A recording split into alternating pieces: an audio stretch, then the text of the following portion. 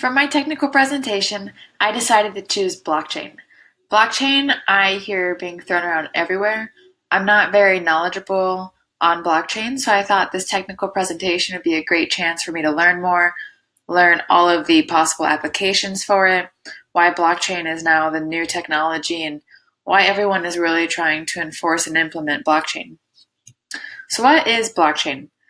Blockchain, when I think of it, I think of Bitcoin, a cryptocurrency, but blockchain now is really a form of maintaining records of transactions. So, for example, medical records. If you go to a doctor, you get diagnosed with something. Every time you go to the doctor, all of these records will be stored. That way, everyone has access to it. You can always go back on it, and that data is not going to change. Blockchain is also used for cryptocurrency. So, for example, Bitcoin, LTE, Ethereum, it is really the process that drives these cryptocurrencies. Blockchain is hashing, which we'll get into in the next slide as to how the hashing process works with blockchain. And blockchain, really, to think about it in the simplest of terms, is a growing list of records. It's constantly evolving, constantly growing, and these records will not be changed. So how does hashing work?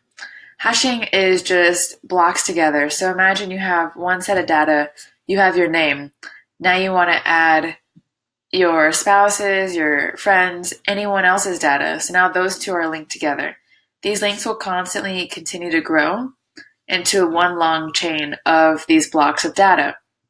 When these are chained, no data in the blocks can be altered, which is a very good reason as to why it's so secure. These blocks are public to anyone. So for example, in Bitcoin, you can see anyone's wallet that has any kind of Bitcoin transactions or even just Bitcoin in their wallet. But what's different is you don't have your name, all of your private information. It's just your wallet ID, and that's private to only you, and it's personal for each user. Within the hashing, as each block is getting added, there is a signature being added to each block. So each block gets its own signature, and if there were to be data that was altered, that signature would get updated, and so would each signature of every block down the way of the entire chain. That's why with hackers, it is virtually impossible to actually try to hack and change the data.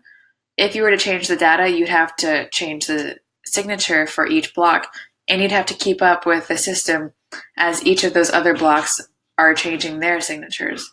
So it really is tough for a hacker to keep up with that and keep up with changing the signatures for each block that is changed in the chain. So some benefits to why you should use blockchain, or why companies, governments, anything should implement blockchain. It's completely secure, no fraud, no collaterals needed. So as I just referred to the hacker situation, it is virtually impossible to actually change all of that data in a huge database. You really would have to keep up with a lot.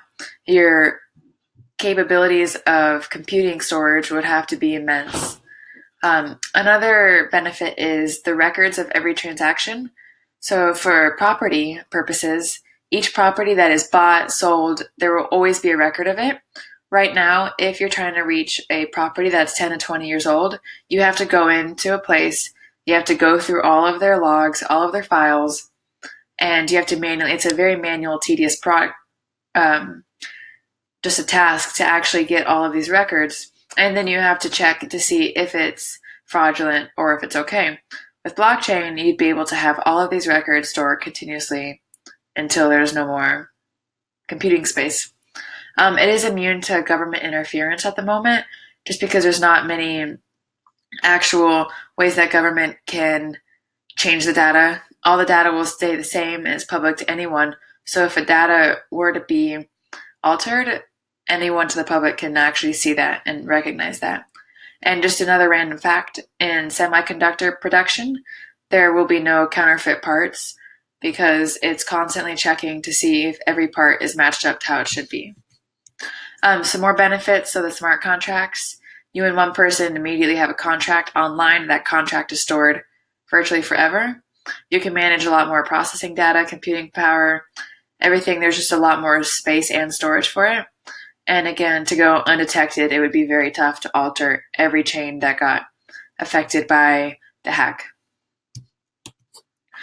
Some risks that are involved with blockchain.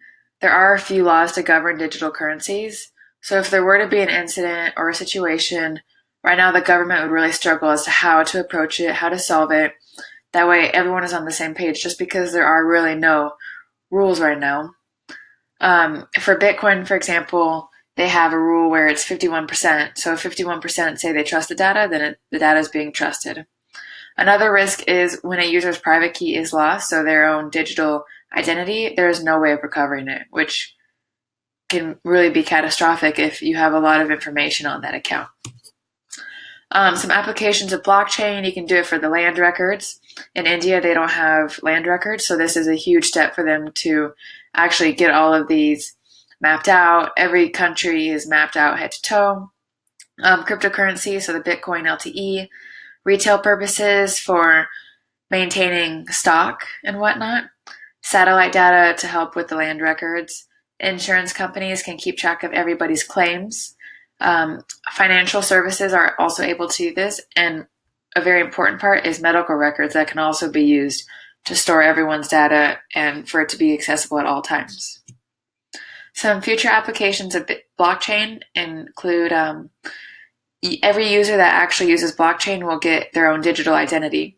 So that identity is similar to your social, where it's unique per person.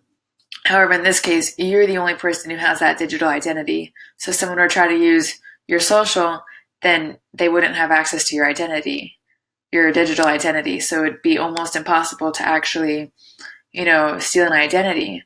Also, you could record online tax refunds, voting purposes. It could be really used to store everyone's votes in a secure, trustworthy way. Some examples of blockchain is Bitcoin, which is the oldest blockchain in existence, the LTE, which is another cryptocurrency, medical records, and property rights. And then here are my references. Thank you very much.